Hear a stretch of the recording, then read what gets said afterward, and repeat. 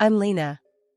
My world used to be pretty decent, with my mom, Jane, being the cool optometrist in town and my dad, Richard, playing the hotshot plastic surgeon. Our house was always buzzing, either with mom's gentle guidance or dad's big tales of making people beautiful. Lina, pass those files, will ya? Mom would call out during her sessions at home. I loved being her sidekick, feeling kinda important in our little clinic world. Dad was another story. He'd breeze in, all charm and stories about his latest masterpiece surgeries. You know, beauty ain't just about what you see. Mom would hit back, trying to teach me something deeper. I didn't get all their jabs at each other, but I felt the chill in the air. Our dinners were a mix of medicine talk and Dad's bragging, till he started coming home late, the air thick with unsaid stuff. Late work again? Mom would dig, her voice sharp. Someone's gotta do the real work around here, Jane. Dad snapped one evening, colder than ever. Mom's face would tighten, but she kept her words locked up. Then, the storm hit. Dad had been messing around with his much younger assistant. The day he decided to bail, he packed up like he was just heading off to another conference, not leaving his whole life behind. Richard, how can you just walk out on us? Mom tried to fight, her voice all shaky. It's not you, it's me. Look after your mom, Lina, he said, barely glancing my way. His advice felt like a slap. Wasn't he supposed to be the one looking after us? What followed was a nightmare.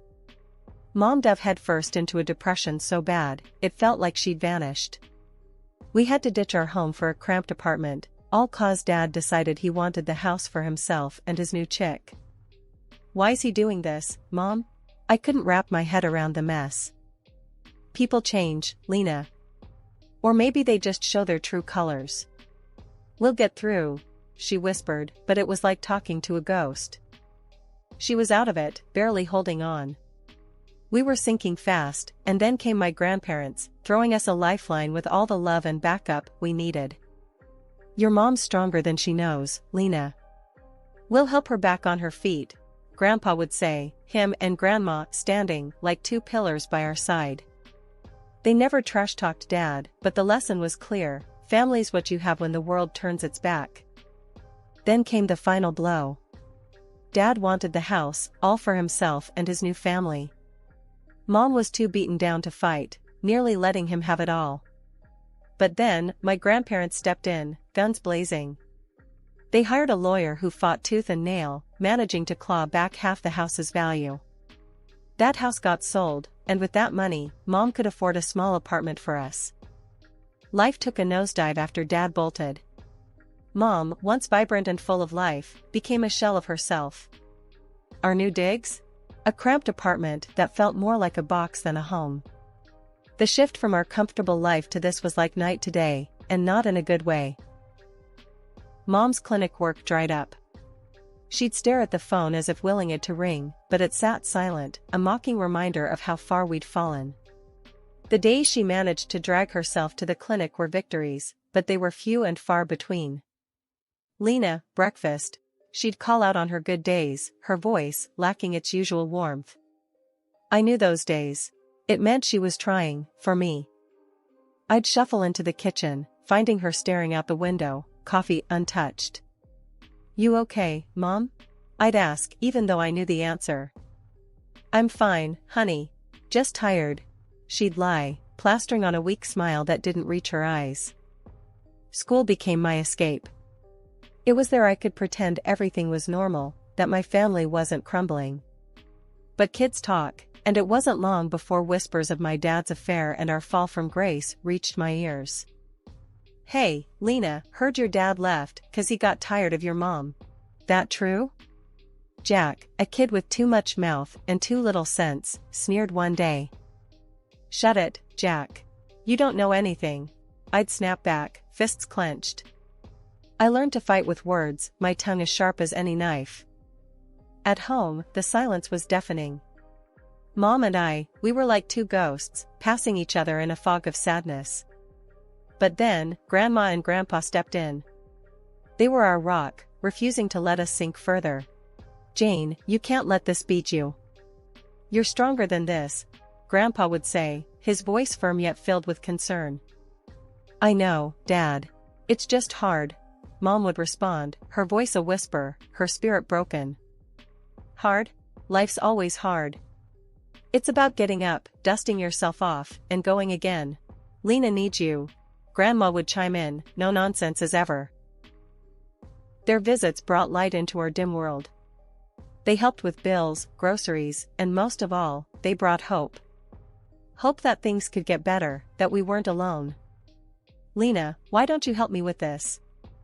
Grandma would say, handing me a recipe. Cooking became our therapy, a way to bridge the gap the silence had created. I watched Mom slowly, ever so slowly, start to come back to life. She began seeing patients again, her clinic's phone starting to ring with life. It was a slow climb, but we were making it, step by step. You think you can handle school and helping me at the clinic? Mom asked one day, her eyes holding a spark I hadn't seen in ages. Yeah, Mom, I can. Let's do this, I said, my voice more confident than I felt. But I was ready to fight, ready to help us move forward. The struggles were real, but they made us stronger. The betrayal, the hurt, it was all part of our story, but it wasn't the end. It was just a chapter, one that taught us about resilience, about fighting back when life knocks you down. Then my grandparents died quietly one after the other. They left us a legacy, a bittersweet gift that propelled us into a new chapter. With it, Mom found the strength to open her own ophthalmology clinic. It was a fresh start, a chance to rebuild from the ashes of our past. I'm thinking of naming it Visionary Futures, Mom announced one evening, her eyes shining with a mix of excitement and nervousness. Sounds like a superhero base, not an eye clinic, I joked, trying to lighten the mood. Mom chuckled, shaking her head. Maybe so, but it's about looking ahead, Lina. We're moving forward, not looking back. I helped set up the clinic, painting walls, assembling furniture, and sorting through endless boxes of medical supplies. It was hard work, but there was a sense of hope and purpose in the air that had been missing for too long. Lina, can you help me with this? Mom called out from the reception area. I walked over to find her struggling with the computer system we'd installed. Let me try, I said, taking over the keyboard. You know, for a tech-savvy generation, I'm pretty useless at this stuff. You're doing better than me. I still miss paper records, Mom replied with a sigh. The clinic slowly started to take shape, becoming more than just a building, it became a symbol of our resilience. We were both learning and growing, finding our footing in this new reality. Opening day arrived faster than we anticipated. Mom was a bundle of nerves, double-checking everything and pacing the floor of the clinic. What if no one shows up? What if we fail? She whispered to me, her usual confidence wavering. We won't, I said firmly, more to reassure myself than her. You're the best eye doc in town. People will come. And come they did. The clinic was busier than we ever imagined, with patients praising Mom's expertise and the warm, welcoming environment we'd created. It felt like we were finally turning a page, leaving the shadow of Dad's betrayal behind us. In the midst of all this, I started to find my own place in the clinic. I wasn't just the daughter of the owner, I was a part of the team, helping patients and learning more about ophthalmology than I ever thought possible. Lina, you have a real knack for this, Mom said one day, watching me interact with a particularly difficult patient. Have you ever thought about going into medicine yourself? I shrugged, unsure. The thought had crossed my mind, but it felt like a huge step. Maybe. I like helping people, and working here has been eye-opening, no pun intended. Mom laughed, pulling me into a hug. Whatever you decide, I'm proud of you. We've come a long way, haven't we? Yeah, we have, I agreed, looking around the busy clinic. We really have. As days turned into weeks, and weeks into months, the clinic thrived. We were no longer just surviving, we were living. It wasn't always easy, and the shadow of the past sometimes loomed over us, but we faced each challenge together, stronger and more united than ever. After high school, I had this crossroads moment, you know? Mom sat me down one evening, her clinic files spread out like a sea around us. Lina, she started, that serious tone in her voice that always made me listen up. Have you given any thought to becoming an optometrist? You've got the brains and the heart for it. Honestly, I had tossed the idea around in my mind, playing with it like a puzzle piece, trying to find where it fit in my future. Yeah, I've thought about it, Mom. It's just big, you know? Following in your footsteps. She smiled, that warm, reassuring smile that could light up our cramped living room. Big, yes, but not impossible. You've been my right hand here since you could barely reach the counter. You've got this, Lina. So, I took the leap. I enrolled in medical college, diving headfirst into the world of medicine. Those years were a blur of textbooks, late-night study sessions, and more coffee than I care to admit. But I made it through, graduating with a sense of accomplishment that was both mine and a tribute to the path Mom had paved for me. I interned at her clinic, getting hands-on with everything from patient consultations to managing the inventory of lenses and frames. It was during this time I continued my medical education, never letting the dream of expanding our clinic fade into the background. Then came the International Ophthalmology Exhibition in our city. It was a big deal, and Mom had been buzzing about it for weeks. Lina, this could be a game-changer for us, she'd said, her eyes sparkling with that familiar mix of excitement and determination. And she was right, but not just about the clinic. At the exhibition, I met Alex. He was there representing a major pharmaceutical company, and from the moment I saw him, it felt like someone had punched the air out of me. He had this easy charm, a smile that felt like it was just for me, and eyes that listened. We got to talking, first about the boring stuff, supply contracts, new drugs on the market, the usual. But then, the conversation drifted. He asked about my work at the clinic, about what it was like growing up in a family so dedicated to healthcare. You really love it, huh? The clinic, I mean, he said, leaning in, genuinely interested. Yeah, I do. It's more than just a job, you know? It's part of who I am, I replied, surprised at how easy it was to open up to him. He nodded, that smile never leaving his face. I get that. It's the same for me. Passion drives us. Things moved fast after that. Alex started showing up at the clinic, under the pretense of official pharmaceutical business, but we both knew it was more. He'd bring coffee, we'd steal moments between patients to chat, and before I knew it, I was falling hard. One day, after the clinic had closed and we were alone, he turned to me, took my hands in his, and said, Lina, I've never been more sure of anything in my life. I love you. My heart raced, my stomach did somersaults, and all I could manage was a whispered, I love you, too. He smiled, that now familiar smile that promised so much more. Then, Lina, will you marry me? It was sudden, but then, the best things in life usually are. Yes, I said, no hesitation. Yes, I will. The excitement of the engagement consumed us. We dove into wedding planning, our days filled with talk of dates, venues, and dresses. Life at the clinic was usually a calm sea, the kind you'd want after a storm's passed. That day, though, it felt like the storm decided to make a U-turn. I was sitting behind the reception desk, scrolling through wedding dresses on the clinic's computer, dreaming, planning. That's when the door banged open, like trouble decided to walk in on two legs, dressed in expensive clothes that screamed louder than their voices. The couple, a man and a woman, strolled in like they owned the place, eyeballing everything with a mix of disdain and superiority. The man, about 60, with an air that he breathed better air than the rest of us, was the first to break the silence. Hey, we need to see the doc, pronto. Got no appointment, but tell her it's urgent. He barked, his voice grating against my already fraying patience. I plastered on my professional smile, the one Mom taught me for just such occasions. I'm sorry, but we're fully booked for the next 2 weeks. I can take your number and call you if there's a cancellation? His reaction was like I slapped him with the schedule. What? You can't squeeze in a real doctor? Do you even know who I am? Before I could muster a response that wouldn't get me fired, his gaze landed on my computer screen. The smirk that crawled up his face was enough to make my skin crawl. Looking at wedding dresses on the job? And look at you, thinking someone would marry that? I felt my cheeks burn, not from embarrassment but pure, boiling anger. Excuse me, but my personal time is none of your business. Now, if you don't have an appointment, I must ask you to leave. His laughter was like sandpaper to my ears.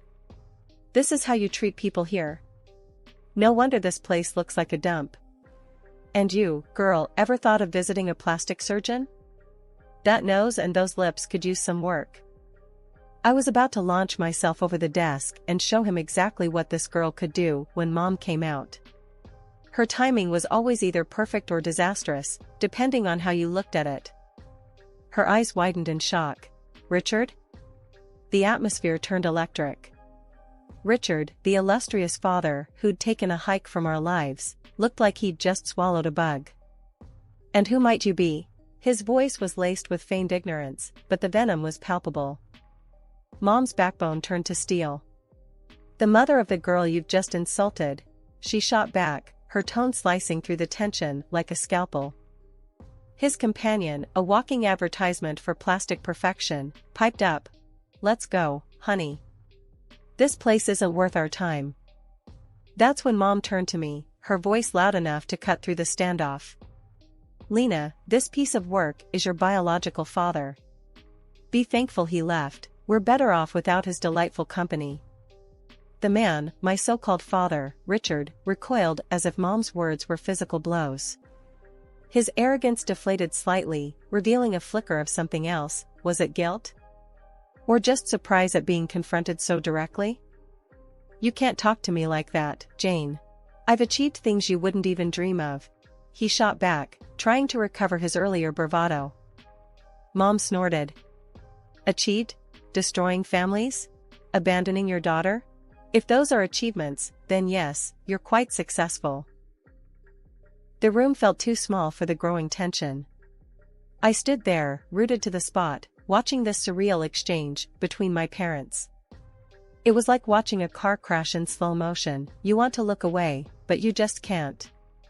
Just when I thought the drama couldn't crank up any higher, Dad brushed off Mom's words like they were just pesky flies and doubled down. Look, just get the owner. My time's precious, and I'm not about to let your little clinic's reputation tank because you can't recognize importance when it's staring you in the face. Mom stood her ground, her voice calm but laced with steel. The owner? You're looking at her. And Lina here, she's not just my daughter. She's the co-owner and the future of this clinic. The look on Dad's and his new wife's faces? Priceless. Like someone had slapped them with the reality stick. Then Alex, my fiancé, sauntered in, quiet as a cat but with a presence that filled the room. Mom wasn't done, though. She launched into Dad like a missile. You left us for your assistant, stole our money, and made life a misery.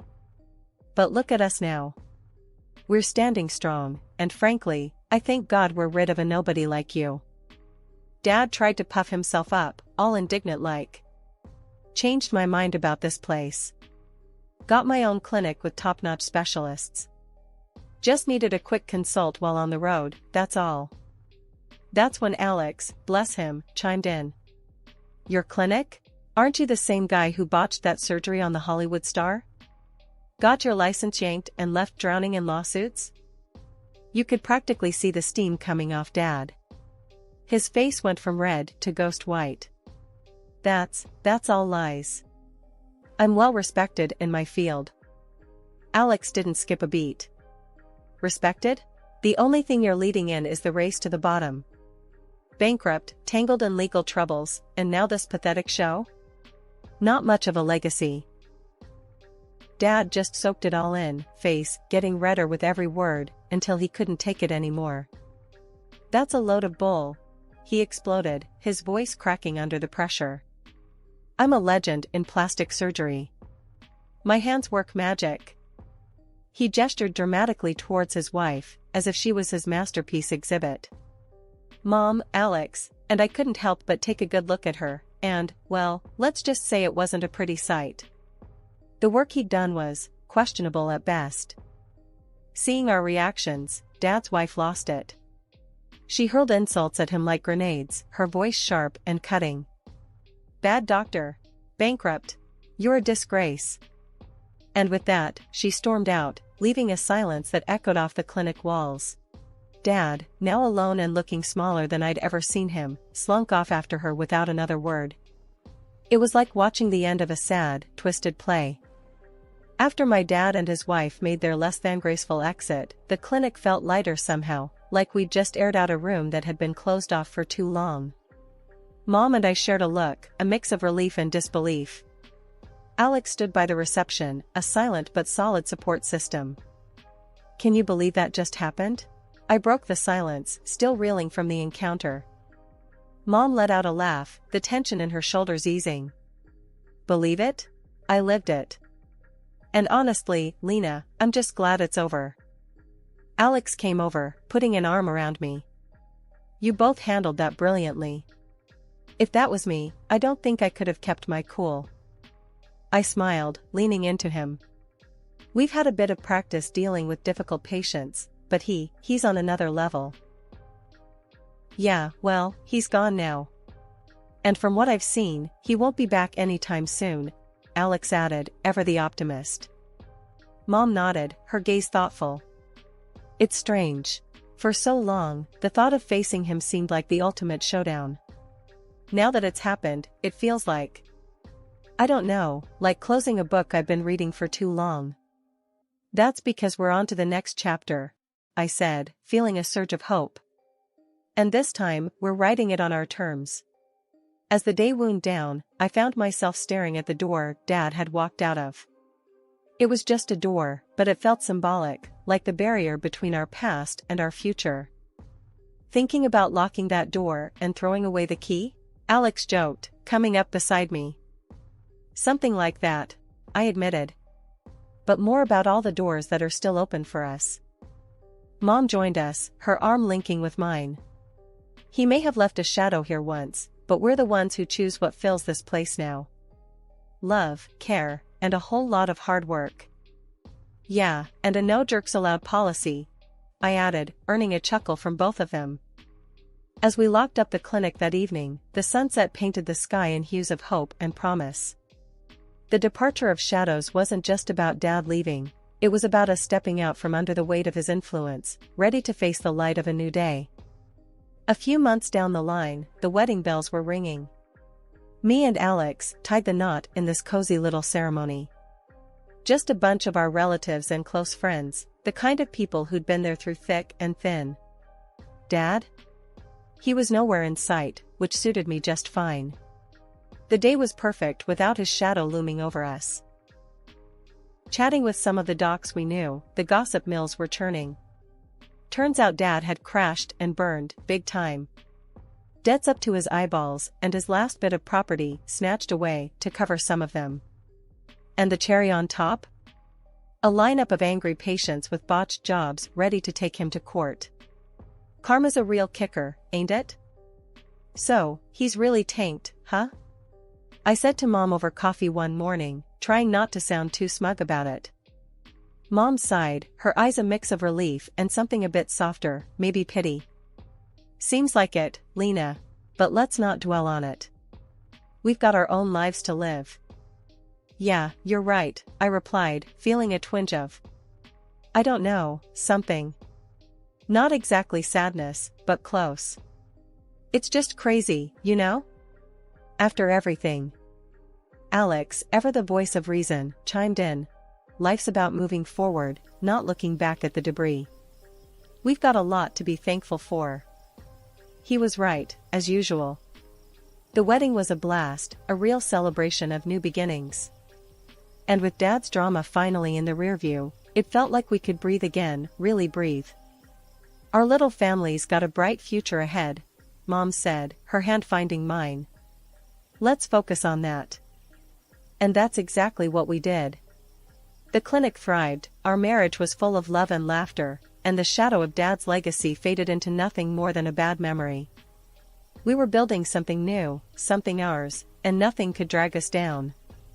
Looking back, I wouldn't change a thing. The hardships, the battles, they made us who we are. And standing there, with my mom and Alex by my side, I knew we were unbreakable. The past was just that, the past. Our eyes were set on the horizon, eager for the dawn of our new day.